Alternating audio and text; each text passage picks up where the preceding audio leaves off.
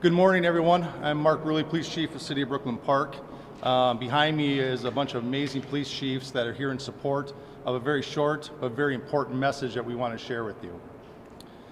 What you won't hear from any of us today is the rhetoric of abolish ICE or that there shouldn't be immigration enforcement. The truth is, immigration enforcement is necessary for our national security and for local security. But how it's done is extremely important.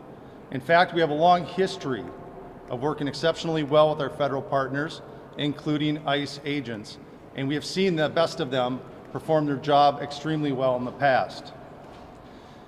With that said, recently, as the last 2 weeks, we, as law enforcement community, have been receiving endless complaints about civil rights violations in our streets from U.S. citizens. What we're hearing is they're being stopped in traffic stops or on the street with no cause and being forced to demand paperwork to determine if they are here legally. As this went on over the past 2 weeks, we started hearing from our police officers the same complaints as they fell victim to this while off duty. Every one of these individuals is a person of color who has had this happen to them. In Brooklyn Park, one particular officer that shared her story with me was stopped as she passed ICE going down the roadway. When they boxed her in, they demanded her paperwork, of which she's a U.S. citizen and clearly would not have any paperwork. When she became concerned about the rhetoric and the way she was being treated, she pulled out her phone. In an attempt to record the incident, the phone was knocked out of her hands, preventing her from recording it. The officer had their guns drawn during this interaction, and after the officer became so concerned, they were forced to identify themselves as a Brooklyn Park police officer in hopes of slowing the incident and de-escalating the incident down. The agents then immediately left after hearing this, making no other comments, no other apologies, just got in their vehicles and left.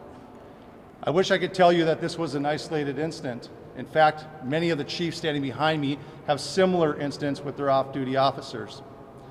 This isn't just important because it happened to off-duty police officers, but what it did do is we know that our officers know what the Constitution is, they know what right and wrong is, and they know when people are being targeted, and that's what they were. If it is happening to our officers, it pains me to think of how many of our community members are falling victim to this every day. It has to stop. This behavior erodes the trust that these police chiefs have worked tirelessly for the last 5 years and theoretically the last 60 years to stop this exact behavior from happening. Now, I want to be really clear. I've called lots of other ICE agents and HSI agents and have talked to a lot of individuals about this. This is not widespread. This is a small group of agents within the surge in the metro area that are performing or acting this way. As a matter of fact, as rumors of this had spread, I've received phone calls from ICE agents and HSI agents indicating this is not how they act, this is not what they do. Regardless, we're calling to action that we have more supervision over the surge, that this type of civil rights violations have to stop. With that, I'll turn it over to Chief Henry of the St. Paul Police Department.